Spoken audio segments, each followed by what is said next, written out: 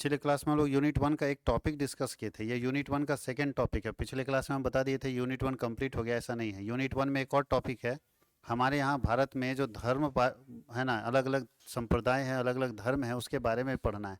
तो हम लोगों को पढ़ना है बैकग्राउंड ऑफ इंडियाज कल्चर के अंदर ही टॉपिक 2 में बुद्धिज्म, जैनिज्म, सनातन और जिसको हिंदुज्म बोलते हैं और इस्लाम बोलते हैं। ये बड़े बड़े धर्म है। वैसे हमारे यहाँ सिख धर्म भी है, क्रिश्चियन धर्म भी है। तो क्रिश्चियन के बारे में यहाँ जो जो धर्म हमारे यहाँ जो शुरुआत हुआ है उसका पूरा परंपरा पढ़ना है आपको, कि बौद्ध धर्म कैसे स्टार्ट हुआ, जैन धर्म कैसे स्टार्ट हुआ, कौन संस्थापक थे, सनातन धर्म कब स्टार्ट हुआ, कैसे स्टार्ट हुआ, और इस्लाम धर्म कब स्टार्ट हुआ, कैसे स्टार्ट हुआ। तो चारों धर्म के बारे में हम लोगों को डिटेल में पढ़ना है, ताकि हम आसानी से जान सके कि हमारी परंपरा क्या है, हम लोग किस तरह से विकसित हुए और कौन से धर्म कहाँ से निकले हैं, किसके द्वारा निकले। तो बुद्ध धर्म सबसे पहले पढ़ना है, बौद्ध धर्म के बारे में। इसके बारे में किसी को बोलने की जरूरत नहीं है, क्योंकि ये भारत से ही जन्मा हुआ धर्म है। तो बोल रहा है कि बौद्ध धर्म भारत की भ्रमण श्रमण परंपरा से निकला गया ज्ञान और दर्शन है। ईसा पूर्व 6वीं शताब्दी में गौतम बुद्ध द्वारा बौद्ध धर्म का प्रवर्तन किया गया, यानी स्थापना की गई। सबसे पहला बौद्ध धर्म जो है वो किसने लाया? गौतम बुद्ध ने लाया। कि बौद्ध धर्म किस पे फोकस करता है, हिंसा पे या हिंसा पे? तो मारपीट पे ध्यान देता है? नहीं, बौद्ध धर्म में हिंसा का कोई शब्द ही नहीं है, अहिंसा है। कहीं हिंसा नहीं है, मारपीट करना नहीं, एकदम शांति के साथ जीवन बिताना, यही बौद्ध धर्म है। उसका मेन थीम यही है कि आप अपनी जिंदगी को शांति के साथ बिताइए, आराम से बिताइए, कहीं हिंसा का शब्द नहीं, किसी से मारपीट क्यों करना है। तो ये धर्म ये सिखाता है। कोई दिक्कत है? और सारे धर्मों का उद्भव जो स्टार्ट हुआ है ना, स्टार्टिंग कुछ न कुछ कारण से रहा है। इस धर्म का उद्भव रहा है कि हर जगह मार की काट हो रहा है, कोई इसको मार रहा है, कोई इसको मार रहा है, बोला इस तरह से जीवन नहीं चलेगा।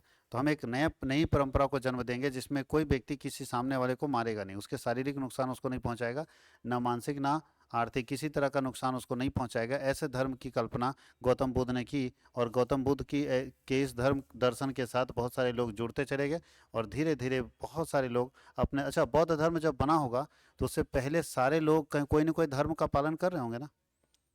समझिएगा, बौद्ध धर्म जब बना तो उससे पहले आज हम वो एक धर्म बना दिए, तो क्या इससे पहले भारत के लोग या दुनिया के लोग कोई कोई धर्म मान रहा है कि नहीं मान रहा है? तो फिर अचानक बौद्ध धर्म में जनसंख्या कैसे बढ़ जाएगा, कि बौद्ध धर्म मानने वाले लोग कैसे बढ़ जाएंगे? इसका मतलब क्या करेंगे, हम अपना धर्म प्रचार करेंगे, हम लोगों को समझाएंगे अपने धर्म के बारे में कि मेरा धर्म क्या कहता है। तो हम जब समझाएंगे सामने वाले को, शायद अगर कन्विंस कर पाए, सामने वाले को समझा पाने में सफल हो गए कि मेरा धर्म ये है, अगर आपको अच्छा लगता है कि आप जिस धर्म को मान रहे हैं, जिस पंथ को मान रहे हैं, जिस पूजा पद्धति को मान रहे हैं वो सही नहीं है, तो आप मेरे धर्म के साथ आ सकते हैं। इसी को बोलते हैं धर्म परिवर्तन। क्या बोलते हैं? धर्म परिवर्तन। कि हमने क्या किया, किसी के धर्म को परिवर्तित करा दिया। अब कोई देश इसको सही मानता है, कोई देश उसको गलत मानता है, सब देशों के ऊपर है। लेकिन धर्म परिवर्तन का मतलब ये होता है कि हम अपने साथ, अपने धर्म के साथ ज़्यादा से ज़्यादा अनुयायियों को जोड़ेंगे, ज़्यादा से ज़्यादा लोगों को जोड़ेंगे, और हर धर्म के लोग यही काम कर रहे हैं। अच्छा, कौन ये काम करेगा? जिसकी संख्या कम है। जिसकी संख्या ज़्यादा वो क्यों बदलेगा? जिसकी संख्या कम है वो चाहता है कि हमारे यहाँ ज़्यादा से ज़्यादा लोग आए। तो धर्म परिवर्तन ज़बरदस्त तरीके से चलता है। और ये धर्म परिवर्तन जो स्टार्ट हुआ है वो क्रिश्चियन लोग से स्टार्ट हुआ है। जो क्रिश्चियनिटी थी वो हमारे यहाँ नहीं है।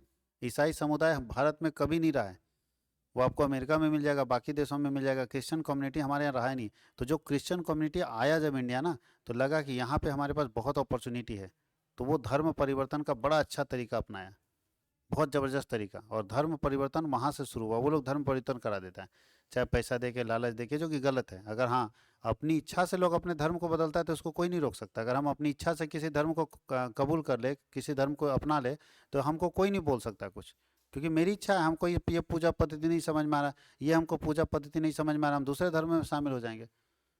हाँ या नहीं? बहुत सारे लोग अपना धर्म परिवर्तित कर लेते हैं। तो अगर अपनी इच्छा से कर रहा है तो कोई दिक्कत नहीं, क्योंकि हर व्यक्ति को स्वतंत्रता है किसी भी धर्म के पूजा पद्धति को मानने का, और किसी भी धर्म के साथ जाने की उसकी आज़ादी है, स्वतंत्रता है उसकी। ये उसका फंडामेंटल राइट है। वो किसी भी धर्म को मान सकता है, किसी भी पूजा पद्धति को मान सकता है। लेकिन अगर जोर जबरदस्ती से और गलत तरीके से ये करवाया जाता है तो ये गलत होता है। तो चलिए, गौतम बुद्ध ने क्या किया था? बौद्ध धर्म की स्थापना की थी। याद रखना, बौद्ध धर्म के संस्थापक कौन थे? गौतम बुद्ध। कब किए थे? तो बोलता है कि 6वीं शताब्दी ना, 6वीं शताब्दी में जो ईसा पूर्व था। गौतम बुद्ध का जन्म 563 ईसा पूर्व में लुम्बिनी, यानी वर्तमान में अभी कहाँ है, नेपाल में हुआ था। इसलिए देखिएगा, बौद्ध धर्म सबसे ज़्यादा कहाँ मिलेगा? नेपाल में। जन्म हुआ था नेपाल में। उन्होंने बोध गया में ज्ञान की प्राप्ति की। तो आप जानते हैं बोधि वृक्ष के नीचे वो बोध गया में जाके क्या किए, ज्ञान की प्राप्ति किए। इसलिए बोध गया में इनका सबसे ज़्यादा मंदिर बोल सकते हैं आप, तीर्थ स्थान बोल सकते हैं, और सबसे पवित्र माना जाता है बोध गया। जो बुद्ध धर्म मानने वाले लोग हैं उनका सबसे पवित्र स्थल कौन सा है, बोध गया, जहाँ पे इन्होंने ज्ञान की प्राप्ति की।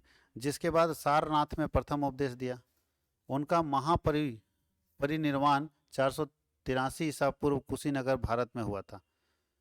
कोई दिक्कत है? पहला जो सेरेमनी हुआ था वो कहाँ हुआ था, कुशीनगर भारत में हुआ था। कब? 483 ईसा पूर्व। उनके महापरिनिर्वाण के अगले 5 शताब्दियों में बौद्ध धर्म पूरे भारतीय उपमहाद्वीप में या आसिया खंड में फैला और अगले 2000 वर्षों में मध्य पूर्वी, दक्षिण पूर्वी एशिया, यूरोप में भी फैल गया। धीरे धीरे ये बौद्ध धर्म फैलता गया, क्योंकि इसके जो अनुयायी होते हैं ना, वो इस धर्म का प्रचार प्रसार में लग गए। अपना पूरा घर संसार त्याग के, ध्यान दीजिएगा, जो लोग धर्म प्रचार के जिम्मे में पहुंच जाते हैं वो अपने संसार घर को त्याग के सिर्फ अपने धर्म को आगे बढ़ाने के कारण रहते हैं। और ये हर धर्मों में होता है, चाहे हिंदू धर्म हो, चाहे इस्लाम धर्म हो, चाहे क्रिश्चियन धर्म हो, चाहे बौद्ध धर्म हो, हर धर्म में साधु संत होते कि नहीं होते? हम लोग यहाँ हिंदू धर्म में साधु संत होते हैं, मुस्लिम में मौलाना होते हैं जिनका काम है अपने धर्म को प्रचारित करना।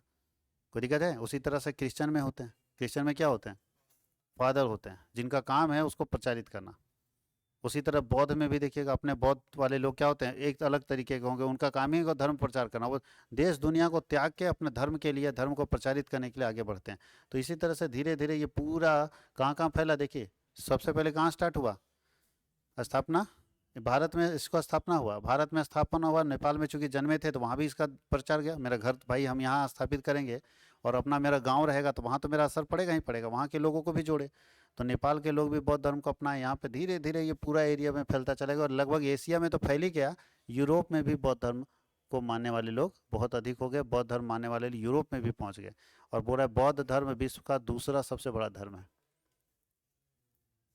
सबसे बड़ा धर्म कौन है? दूसरा सबसे बड़ा धर्म है बौद्ध धर्म। यानी हीनयान, थेरवाद, महायान और वज्रयान बौद्ध धर्म के प्रमुख संप्रदाय हैं। अलग अलग तरह के संप्रदाय हैं। ये चारों संप्रदाय बौद्ध धर्म के प्रमुख संप्रदाय। दुनिया के करीब 2.3 अरब यानी 33% लोग बौद्ध धर्म मानते हैं। दुनिया के कितने परसेंट? 33% लोग किस को मानते हैं? बौद्ध धर्म। किंतु अमेरिका के प्यू रिसर्च के अनुसार विश्व में लगभग 180 करोड़ लोग बौद्ध धर्म के अनुयायी है, जो दुनिया की आबादी के 29% है। इनका रिसर्च कहता है 29% और एक रिसर्च कहता है 33%।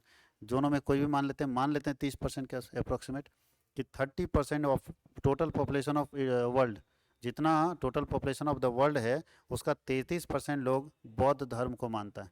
कहाँ कहाँ फैल गए बौद्ध धर्म? तो नेपाल में तो पूरा है, भारत में भी आपको मिलेगा, उसके बाद कहाँ मिलेगा? चीन, जापान, वियतनाम, सब जगह पे बौद्धों की संख्या। अच्छा, बोलता है प्यू रिसर्च जो किया था, जो ये रिसर्च करने वाला टीम था जिसने रिसर्च किया, वो बताया चीन, जापान, वियतनाम देशों में बौद्धों की संख्या बहुत कम बताई गई। हालांकि यह देश सर्वाधिक बौद्ध आबादी वाले देशों में नंबर 1 है। जो ये 29% बता रहा है ना कि 29%, वो कौन है? वो प्यू रिसर्च एक संस्था है जिसने रिसर्च किया था, वो बताया 29%। तो इसका डेटा तो ऐसे गलत हो जाता है। कैसे गलत होता है? क्योंकि इसका रिसर्च जो 29% बता रहा है उसमें बोल रहा है कि चीन में और जापान में और वियतनाम में बौद्ध धर्म आने वाले बहुत कम है। ऐसा हो ही नहीं सकता है, चीन में बौद्ध धर्म वाले ज़्यादा हैं। ये लिखा हुआ है चीन, जापान और वियतनाम में। आपको जापान में क्या मिलेगा? बौद्ध धर्म वाले सबसे ज़्यादा। तो भैया जिस जगह पे बौद्ध धर्म वाले टॉप नंबर पे, वहाँ ये बोलता है कि नहीं मानने वाले कम है, तो इसका डेटा तो ऑटोमेटिक गलत हो जा रहा है।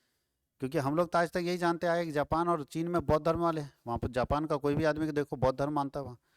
तो जब ये टॉप नंबर पे है दुनिया में, तो फिर इसमें कम कैसे हो गए? बात समझ गए? इसका मतलब ये डेटा कहीं ना कहीं गलत है। तो इसीलिए लोग इसको गलत मानते हुए तो हम लोग क्या मान लेते हैं? 33% मान लेते हैं। आगे क्या है?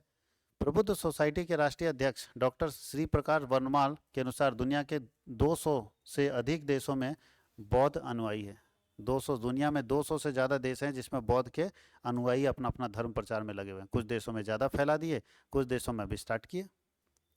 किंतु चीन, Japan, Vietnam, Thailand, Myanmar, Bhutan, Sri Lanka, Cambodia, Mongolia, Laos, Singapore, दक्षिण कोरिया, उत्तर कोरिया समेत कुल 13 देशों में बौद्ध धर्म क्या है? प्रमुख धर्म है। कितने देश में प्रमुख धर्म है? चीन, Japan, Vietnam, Thailand, Myanmar, Bhutan, Sri Lanka, Cambodia, Mongolia, Laos, Singapore, दक्षिण कोरिया और उत्तर कोरिया में प्रमुख धर्म ही है इसका बौद्ध धर्म है। दूसरा धर्म यहाँ नहीं मानते। यहाँ के लोग क्या मानते हैं प्रमुख धर्म में? बौद्ध धर्म को ही लोग प्रमुख धर्म मान लेते हैं। कोई दिक्कत है? बौद्ध धर्म को क्या मान लेते हैं? प्रमुख धर्म मान लेते हैं। तो इन देशों में बौद्ध धर्म को ही प्रमुख धर्म माना गया है। कहीं कोई दिक्कत? Bharat, Nepal, America, Australia, Indonesia, रूस, ब्रुनई, मलेशिया आदि देशों में भी करोड़ों बौद्ध अनुयायी है। यहाँ प्रमुख धर्म नहीं है, ये सब देशों में प्रमुख धर्म आपका बौद्ध नहीं है। ठीक है, नेपाल में भी बौद्ध धर्म ले लीजिए, बहुत सारे अनुयायी है। भारत में भी बहुत है। दलाई लामा चाइना से भाग के, पहले तो क्या था, तिब्बत था वो, तिब्बत देश ही हट गया। तिब्बत एक देश हुआ करता था विश्व के नक्शे पर, चाइना उसको आक्रमण करके जीत के उसके ज़मीन को कब्जा करके तिब्बत का नामो निशान हटा दिया। तो तिब्बत के जो धर्म गुरु थे, बौद्ध धर्म के गुरु दलाई लामा, वो भारत में आके बसे हुए हैं। आज भी बहुत बौद्ध धर्म का प्रचार भारत में कर रहे हो। ठीक है, और सरकार को कोई दिक्कत नहीं, क्योंकि हम लोगों के यहाँ सारे धर्म के लोग आते हैं, तो भारत सरकार को, भारत देश को कोई दिक्कत नहीं होता है। कोई धर्म का व्यक्ति आता है हमारे यहाँ रह सकता है, प्रचारित कर सकता है। अगर लगता है कि सामने वाले को हम कन्विंस कर लेते हैं और वो अपने से धर्म परिवर्तन कर लेता है, मेरे धर्म के साथ आ जाता है, तो इसमें कहीं कोई बुराई नहीं, क्योंकि हर व्यक्ति को स्वतंत्रता है, वो अपने धर्म को परिवर्तित कर सकता है। लेकिन किसी को ज़बरदस्ती करना और मैनिपुलेट करना, उसके दिमाग को ज़बरदस्ती करना या ऐसा माहौल बनाना, वो गलत चीज़ है। यहाँ पे धर्म परिवर्तन का केस आ जाता है कि भाई आप ज़बरदस्ती उसको धर्म परिवर्तन कराएं या कैसे किसी तरह फोर्स करके धर्म परिवर्तन कराएं, वो गलत चीज़ है। बाकी हर व्यक्ति अपनी इच्छा से किसी भी धर्म को, किसी भी पूजा पद्धति को, किसी भी उपासना पद्धति को मान सकता है, इसमें कहीं दिक्कत नहीं है। बात समझ गए? बहुत सारे लोग अपना धर्म चेंज कर लेता है। कोई हिंदू है तो उसको लगता है कि मुस्लिम धर्म का पूजा पद्धति, उपासना पद्धति अच्छा है, वो मुस्लिम बन जाता है। कुछ मुस्लिम लोग हिंदू बन जा रहे हैं। अभी हाल ही फिलहाल में तो एक बहुत फेमस व्यक्ति थे, वो मुस्लिम थे, अचानक पंडित बन गए, कौन उपाध्याय बन गए। वो बोले आज से मेरा नाम ये हो गया, हम इस धर्म को मानते हैं। तो धर्म पर अपनी इच्छा से माने, वो मीडिया के सामने माने, सब लोग जान रहा है। तो लोग, पढ़ा लिखा व्यक्ति अपना शिफ्टिंग हो सकता है, कोई दिक्कत नहीं। जिसको जैसा पूजा पद्धति अच्छा लगा, हमको लगा कि भाई इस धर्म में ये चीज़ अच्छा है जो हमारे धर्म में नहीं है, तो हम बदल सकते हैं। कोई दिक्कत है? तो हिंदू मुस्लिम बन सकता है, मुस्लिम हिंदू बन सकता है, हिंदू क्रिश्चियन बन सकता है, क्रिश्चियन हिंदू बन सकता है, कोई कहीं भी जा सकता है, कोई दिक्कत नहीं। लेकिन अपनी इच्छा से, अगर जबरदस्ती किया गया तो ये गलत होगा। आगे क्या लिखा है? जैन धर्म, ये समझ में आ गया सबको बौद्ध धर्म के बारे में? बौद्ध धर्म के संस्थापक कौन थे? गौतम बुद्ध। कितना परसेंट? दुनिया का दूसरा सबसे बड़ा धर्म है बौद्ध धर्म। हम लोगों को तो हल्के में लेते हैं, हम लोग सोचते हैं खाली हिंदू और मुस्लिम सबसे बड़ा धर्म है, और यहाँ सबसे बड़ा धर्म कौन हो गया? बौद्ध धर्म। दुनिया में सबसे ज़्यादा चलता है, हाँ या नहीं? उसके बाद चलते हैं आप, क्या आ रहे हैं? पहला नंबर क्या होना चाहिए बताइए? क्रिश्चियन, सबसे ज़्यादा क्रिश्चियन है, उस धर्म का सबसे ज़्यादा है। हिंदू तो खाली भारत में मिलेगा, थोड़ा मोड़ा अगर मिल जाए तो भूटान में मिलेगा, जापान में, ये नेपाल में मिलेगा, बाकी कहीं हिंदू कहाँ है? कुछ पाकिस्तान में मिलेगा। मुस्लिम भी बहुत अच्छे पॉपुलेशन में, लेकिन बहुत से कम है। मुस्लिम भी अच्छा खासा मुस्लिम कंट्री है, आप देखो तो एक एरिया है पूरा मुस्लिम कंट्री का। तो मुस्लिम की संख्या है, लेकिन बहुत बड़ा पॉपुलेशन में नहीं है। 15-20 देशों में लगातार मुस्लिम की संख्या बहुत अधिक है, चाहे सऊदी अरबिया हो, चाहे आप बाकी देशों की बात करें, तो मुस्लिम की संख्या वहाँ बहुत ज़्यादा है। और हिंदू की संख्या सिर्फ भारत में। तो भारत के लिए तो ये बहुत बड़ा धर्म है, लेकिन बाकी जगह पे इसकी संख्या नहीं है, तो दुनिया में तो इसका बहुत बड़ा प्रचार नहीं हो सकता। तो सब धर्मों का अपना अपना, या जैन धर्म के बारे में देखते हैं। ये जैन धर्म का क्या सिस्टम है? तो बोलता है श्रमण परंपरा से निकला हुआ धर्म। इसके प्रवर्तक कौन है? इससे परिवर्तक है 24 तीर्थंकार। जैन धर्म में तीर्थंकार होते हैं, जो व्यक्ति उसको बनाया उसका नाम है 24 तीर्थंकार, जिनमें प्रथम तीर्थंकार भगवान ऋषभ देव यानी आदिनाथ थे। जैन धर्म अगर आप सही से पढ़ेंगे ना, तो ये एकदम हिंदू धर्म है, हिंदू जैसा ही लगेगा, लेकिन अलग है। पूजा पद्धति क्या है? अलग है। ये भी मारपीट में विश्वास नहीं करता, एकदम अहिंसावादी धर्म है। बोलता हमको मारपीट में विश्वास नहीं करना, किसी का मर्डर नहीं करना, कुछ नहीं करना। तो ये जैन धर्म प्योर लगेगा हिंदू धर्म जैसा, लेकिन ये हिंदू धर्म है नहीं, उससे अलग है। तो इसके जो पहले तीर्थंकार थे, पहले मतलब जिन्होंने जैन धर्म की स्थापना की, 24 तीर्थंकार इसके थे जिन्होंने इसको स्थापित किया। पहला तीर्थंकर कौन थे? भगवान ऋषभ देव, जिसका आदिनाथ नाम था। और अंतिम तीर्थंकर थे महावीर स्वामी। इसलिए जैन धर्म वाले लोग महावीर स्वामी को और भगवान ऋषभ देव को सबसे ज़्यादा पूजते हैं। कोई दिक्कत किसी को? महावीर स्वामी, इसलिए देखिएगा महावीर स्थान, महावीर, सब जगह महावीर लगा रहता है, समझिए कि यही लोग जैन धर्म वाले लोग हैं। आगे क्या लिखा है? जैन धर्म की अत्यंत प्राचीनता सिद्ध करने वाले अनेक उल्लेख मिलते हैं। बहुत सारा ऐसा उल्लेख आपको मिलेगा, बहुत जगह पे ऐसा लेख मिलेगा जिसमें लगता है कि जैन धर्म बहुत पुराना धर्म रहा है, क्योंकि बहुत पहले से चलता रहा है, और विशेषकर पौराणिक साहित्यों में इसकी प्रचुरता है। मतलब पुरानी का अगर साहित्य बात करें, पुराना पुराना साहित्य बात करें, तो उसमें जैन धर्म के बारे में प्रस्तुति मिलती है, जैन धर्म के बारे में विचार मिलता है, तो लगता है कि जैन धर्म बहुत पहले से रहा होगा। अब इसमें भी दो अलग अलग पंथ हैं। जैन धर्म में दो अनुयायी हैं, दो तरह का पंथ है, मालूम होना चाहिए। जैन धर्म एक जैसा नहीं है, अलग अलग है। एक पंथ ऐसा है जो श्वेतांबर कहलाता है, और एक पंथ ऐसा है जो दिगंबर दिगंबर कहलाता है। एक श्वेतांबर जैन है और दूसरा क्या है, दिगंबर जैन। कुछ लोग श्वेतांबर जैन को मानते हैं, कुछ लोग दिगंबर जैन को मानते हैं।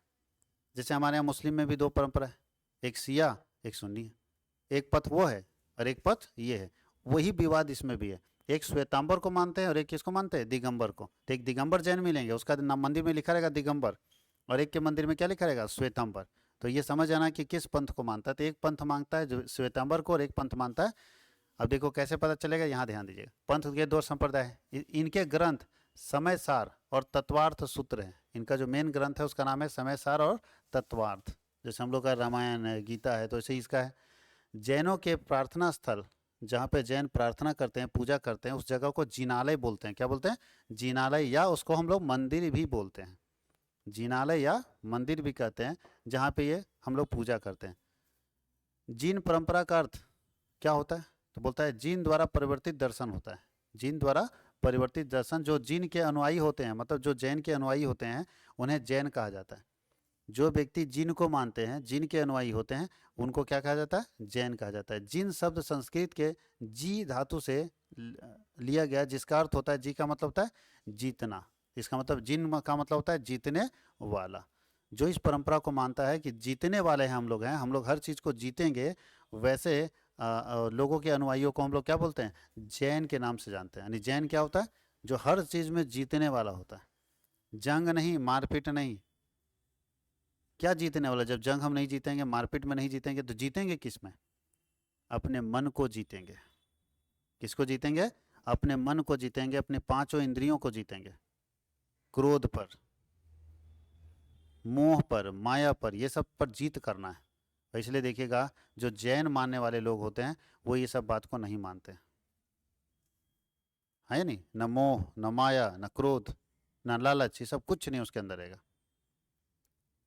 तो जो सही में, वैसे तो सब धर्म में 2-4% लोग तो गलत हो ही जाता है, लेकिन सही में जो जैन को मानने वाला है, वो ये सबसे जीते। देखिए क्या लिखा है, जिन माने जीतने वाला, जिन्होंने अपने मन को जीत लिया। किसको जीत लिया, मन को जीत लिया, अपनी तन मन वाणी को जीत लिया, अपने तन को जीता, अपने मन को जीता, और विशिष्ट आत्मज्ञान को पाकर सर्वज्ञ या पूर्ण ज्ञान प्राप्त कर लिया, उस आप्त पुरुष को ही हम लोग जिनेन्द्र या जिन कहते हैं, जिसे जैन कहते हैं। बात समझ गए। जैन धर्म अर्थात जिन भगवान का धर्म। आपको अपनी इंद्रियों पर कंट्रोल करना पड़ेगा, इंद्रियों पर जीतना पड़ेगा, ना क्रोध आएगा। देखिएगा जैन मुनि क्रोधित नहीं होते। और आपको तो एक चीज़ और मिलेगा, जैन मुनि तो कपड़ा भी नहीं पहनते, हाँ या नहीं। उनको कोई मतलब नहीं है, उनको मोह माया कुछ नहीं देखना है। अरे तुमको मोह है, माया है, ये माया जाल जो है ना, कि मेरा इज्जत है, मेरा प्रतिष्ठा है, वो कुछ नहीं है। एक मनुष्य बन के आए हो, मनुष्य बन के जाओगे, यही इनका कहना है, इनका कहने का सार है। इसीलिए तो उनको कोई मतलब नहीं कि शरीर मेरा ढका है कि कपड़ा नहीं है, कोई मतलब नहीं। इनको अपना प्रवचन देना, अपना ज्ञान फैलाना, ये सबसे इंपॉर्टेंट चीज़ है। बाकी सब मोह माया इस दुनिया में। इनका कहना ये है, इस धर्म में ये पद्धति मानी जाती है। बात समझ गए, कोई दिक्कत है। हम लोग जिस मोह माया क्रोध अहंकार में जी रहे हैं ना, कि मेरे पास कुछ सब कुछ है, कुछ नहीं है आपके पास। कोरोना आया था तो दुबक गए थे, और फिर रो रहे थे सबसे ज़्यादा आप ही, कि पता नहीं ज़िंदगी में हम इतना पैसा कमाए, खा पाएंगे कि नहीं खा पाएंगे, कि पैसा ऐसे ही साफ हो जाएगा, मर जाएंगे, होता है कि नहीं। तो कहाँ आप अपने आपको सीनियर समझ रहे थे, आपको लग रहा था हम सब कुछ पा लिए। आपने कुछ नहीं पाया, क्योंकि आप अपने क्रोध पर, अहंकार पर, मोह पर, माया पर, पैसे के लालच पर आप जीत नहीं कर रहे हैं। तो आप जितेंद्र नहीं कराएंगे, और जो जितेंद्र नहीं है वो जैन नहीं है। ये इनका पूजा पद्धति है। कोई दिक्कत है। तो हर धर्मों के बारे में आपको पता होना चाहिए, जानकारी परफेक्ट होनी चाहिए कि कौन सा धर्म क्या बात बोलता है। अब चलते हैं आगे। अच्छा, ये धर्म क्या करता है, हिंसा पर विश्वास करता है क्या, अहिंसा पर। अहिंसा पर जीतना है, लेकिन मन को जीतना है, किसी आदमी को नहीं, किसी के जमीन को नहीं। ये लोग उस पर विश्वास ही नहीं करता। देखिए, अहिंसा जैन धर्म का मूल सिद्धांत है। जैन धर्म का मूल सिद्धांत क्या है, अहिंसा। हमको हिंसा नहीं करना, मारपीट नहीं करना है। हम बात से जीतेंगे, हम अपने नियंत्रण से आप पर जीत करेंगे, लेकिन मारपीट नहीं करेंगे। इससे बड़ी सख्ती से पालन किया जाता है, ध्यान दीजिएगा।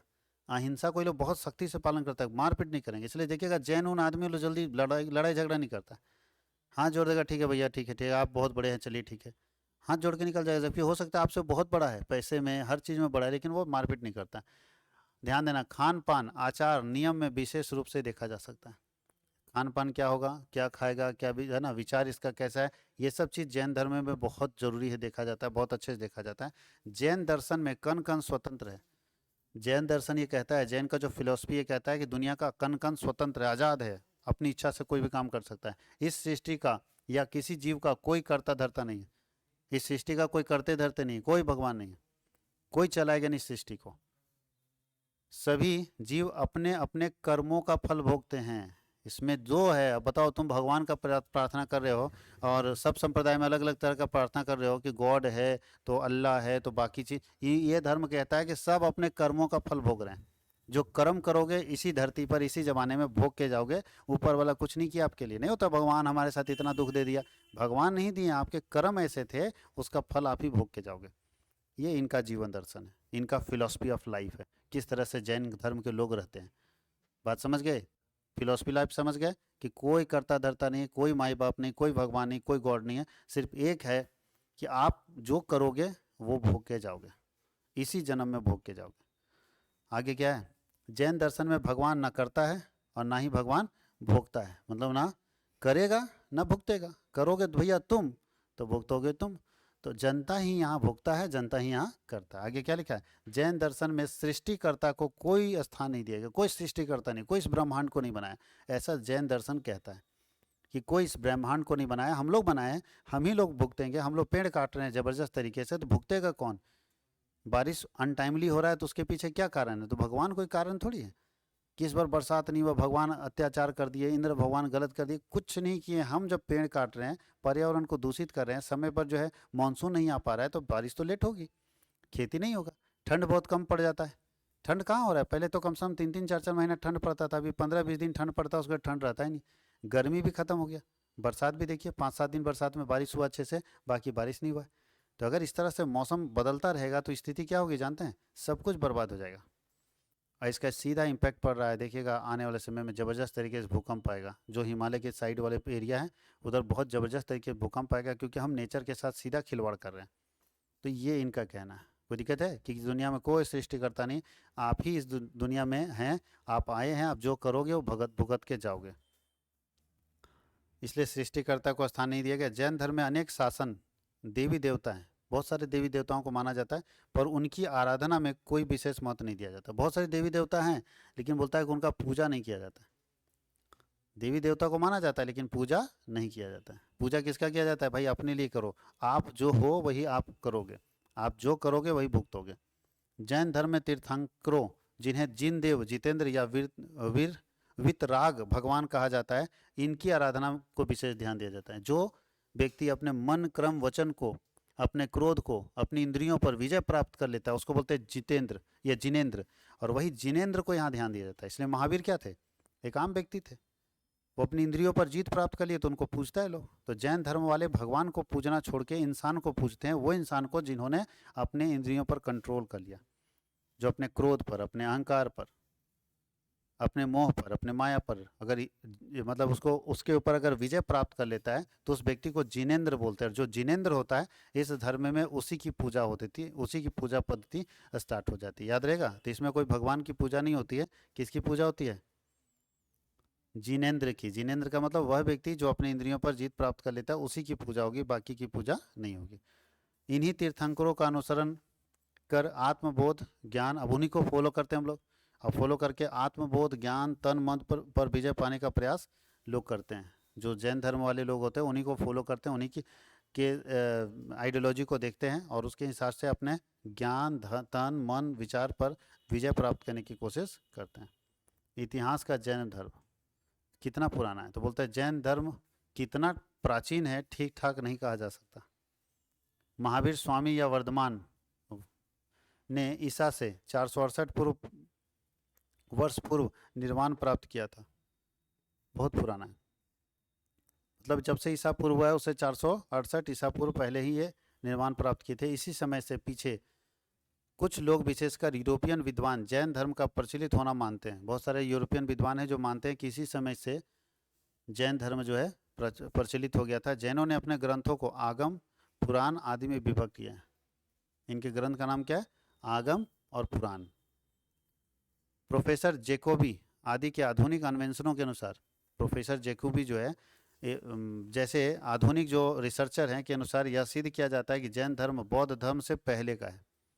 ये जो रिसर्चर हैं ये रिसर्च करके बताते हैं कि जैन धर्म जो है वो बौद्ध धर्म से भी पहले का है। इसका मतलब जैन धर्म पुराना है। उदयगिरी, जूनागढ़ आदि में शिलालेख में भी जैन मत की प्राचीनता पाई जाती है। उदयगिरी और जो जूनागढ़ हमारा एरिया था उसमें भी बहुत जगह पत्थर पे जैन धर्म से बहुत सारा संबंधित बात लिखा हुआ है, तो लगता है कि बहुत पुराना होगा। हिंदू ग्रंथ स्कंद पुराण, जो हिंदू हम लोगों का जो ग्रंथ है स्कंद पुराण, ठीक है, के अनुसार ऋषभ देव नाभिराज के पुत्र थे। नाभिराज के पुत्र कौन थे? ऋषभ देव। और ऋषभ के पुत्र भरत थे, और इनके ही नाम पर इस देश का नाम, बात समझ गए? ये कैसे कैसे देखिए, नाभिराज के पुत्र थे और ऋषभ के पुत्र कौन थे? भरत थे, उनके नाम पर भारत देश का नाम पड़ा है। तो ये माना जाता है कि हिंदू धर्म के बाद ही पहुंचा जैन धर्म।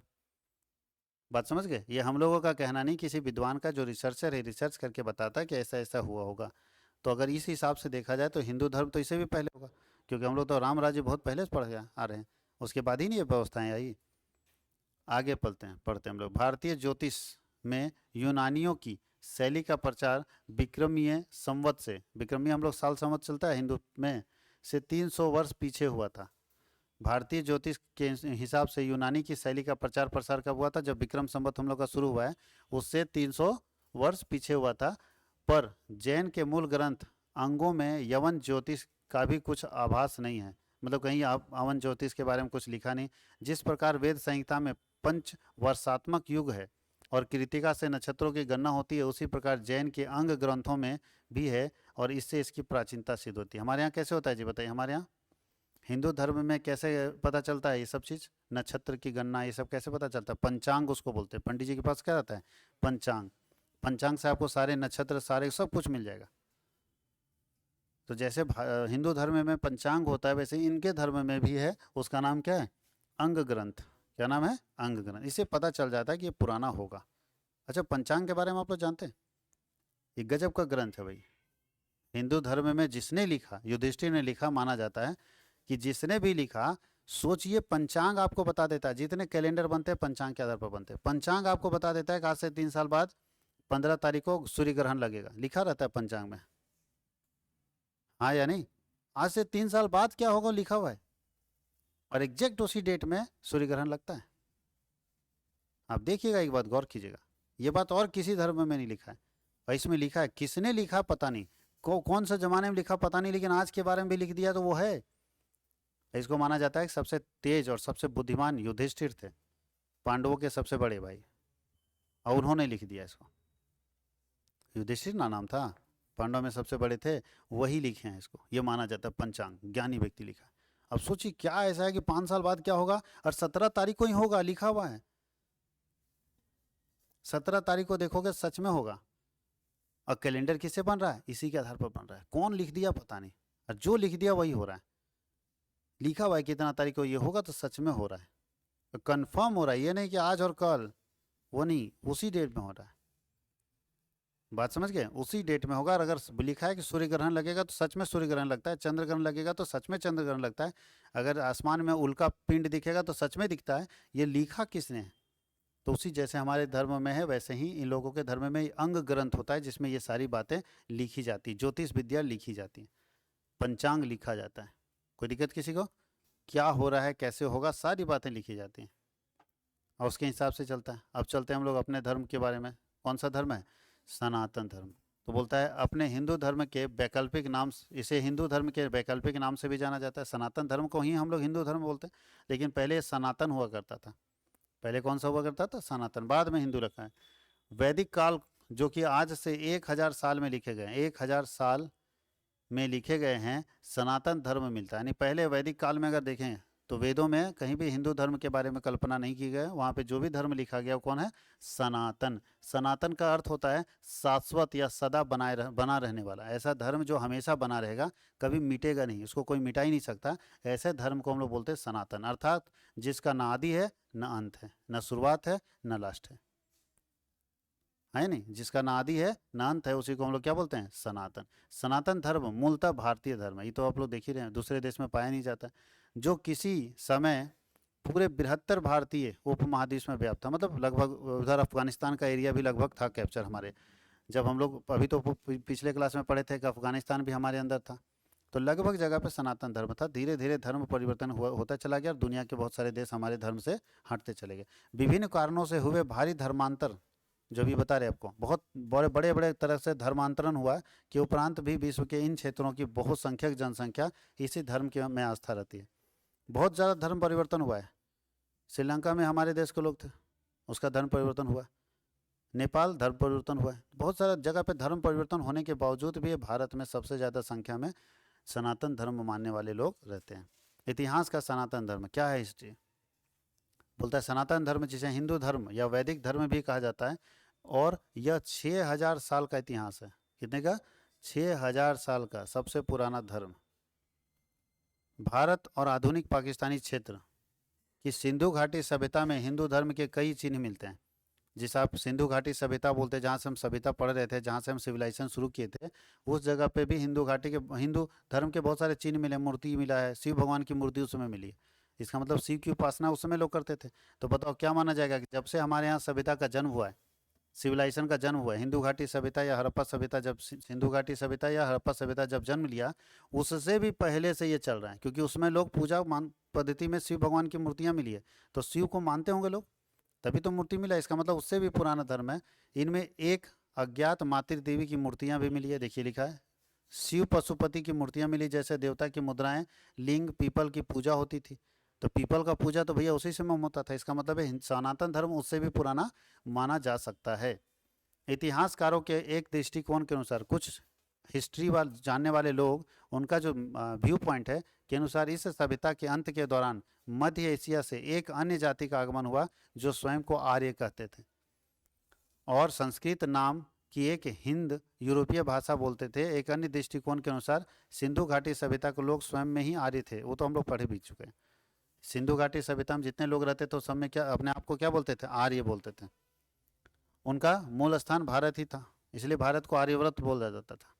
आगे क्या है? प्राचीन काल में भारतीय सनातन धर्म में गानपत्य, शैवदेव, कोटि वैष्णव, शाक्त और सौर नाम के 5 संप्रदाय थे। ध्यान दीजिएगा, पुराने जमाने में हिंदू धर्म मानने वाले 5 तरह के संप्रदाय थे। कोई अपने आप को बोलता था गानपत्य है, कोई बोलता है हम शैवदेव हैं, कोई बोलता है कोटि वैष्णव है, अभी भी बड़ा है, ब्राह्मण, क्षत्रिय अभी भी है कि नहीं, वैष्णव है, कोई बोलता हम शाक्त हैं, कोई बोलता हम सौर हैं। इस तरह से 5 संप्रदाय पुराने जमाने में थे। गानपत्य मतलब गणेश की, गणपति मतलब गणेश को मानने वाले लोग, वो मानते थे गणेश भगवान को। वैष्णव मतलब विष्णु की पूजा करते थे। शिवदेव का मतलब होता है, शिवदेव जो है कोटि शिव की करते थे। शाक्त का मतलब था शक्ति की पूजा करते थे। सौर का मतलब था सूर्य की उपासना करते थे। बहुत सारे लोग सूर्य की उपासना करते थे, बहुत सारे लोग शक्ति की उपासना करते थे। शक्ति मतलब समझ रहे हो ना, दुर्गा माता, ठीक है, शक्ति की उपासना करते थे। बहुत सारे लोग शिव की उपासना करते थे, जो शैवदेव होते थे। बहुत सारे लोग वैष्णव थे, वो विष्णु की उपासना करते थे। तो 5 अलग अलग धर्म संप्रदाय को मानने वाले लोग थे, लेकिन पांचों का यहाँ लिखा है, पर यह मान्यता थी कि सब एक ही सत्य की व्याख्या थी। सब लोग को एक ही चीज दिखता था, बस अलग अलग लोग धर्म को मानते थे, लेकिन सबका सत्य एक जैसा था, सब एक ही चीज को देखते थे। कोई दिक्कत है? चलिए इसको पूरा हम लोग देख लेते हैं, उसके बाद अगले धर्म के बारे में हम लोग जाएंगे।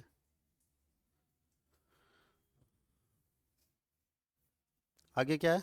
यह न केवल ऋग्वेद परंतु रामायण, महाभारत जैसे लोकप्रिय ग्रंथों में भी स्पष्ट रूप से कहा गया है कि प्रत्येक संप्रदाय के समर्थक अपने देवता को दूसरे संप्रदाय के देवता से बड़ा समझते थे, और इस कारण से उनमें वैमनस्य उत्पन्न होता था, यानी झगड़ा झंझट इसी कारण होता था।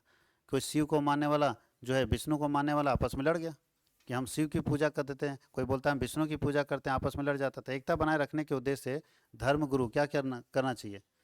जो धर्मगुरु था वो सारे धर्मों को मिला, सारे देवताओं को मिला के एक बना दिया। देखियो, धर्मगुरुओं ने लोगों को यह शिक्षा देना आरंभ किया कि सभी देवता समान है, चाहे विष्णु हो, चाहे शिव हो, चाहे शक्ति हो, चाहे देवी देवता, सब एक दूसरे के भक्त हैं।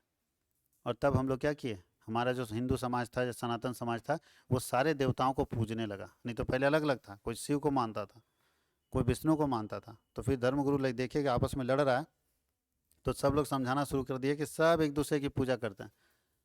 और आप देखेंगे शिव भगवान भी राम भगवान को नमन करते हैं, और नमन राम भगवान भी शिव भगवान को नमन करते हैं। दुर्गा माता को शिव नमन करते हैं तो दुर्गा माता शिव को नमन करती है। दिखाया क्या वैसा?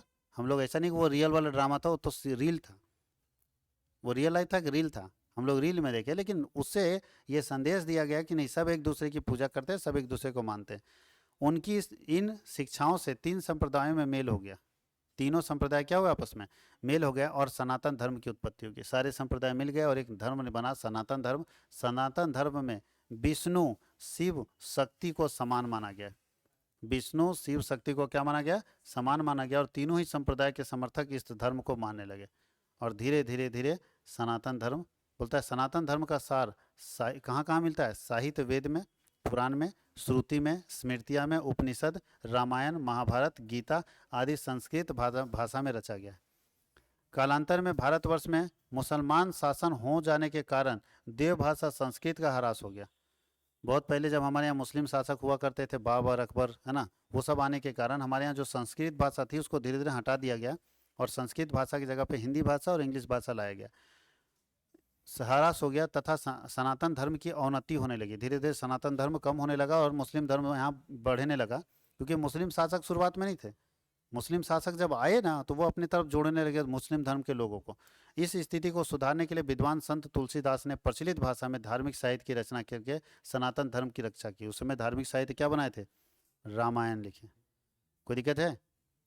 जब औपनिवेशिक ब्रिटिश शासन को ईसाई, मुस्लिम आदि धर्मों को मानने वाले की तुलनात्मक अध्ययन करने के लिए जनगणना करने की आवश्यकता पड़ी, तो सनातन शब्द से अपरिचित होने के कारण उन्होंने यहाँ के धर्म का नाम सनातन धर्म की जगह क्या रख दिया? ये हिंदू धर्म हम लोग नहीं रखे, कौन रख दिया? ब्रिटिश लोग रखा। जब वो लोग जनगणना कर रहा था धार्मिक आधार पर, धर्म के आधार पर जनगणना कर रहा था कि हिंदू धर्म कितना, मुस्लिम धर्म कितना, ब्रिटिश वाला मतलब ईसाई धर्म कितना, तो उसके कारण जब सनातन धर्म उसके पास डिक्शनरी में था ही नहीं, उसके पास कुछ नहीं था, तो सनातन की जगह क्या रख दिया कि ये लोग हिंदू हैं। कोई दिक्कत है? तो ये शब्द उन लोगों ने रख दिया।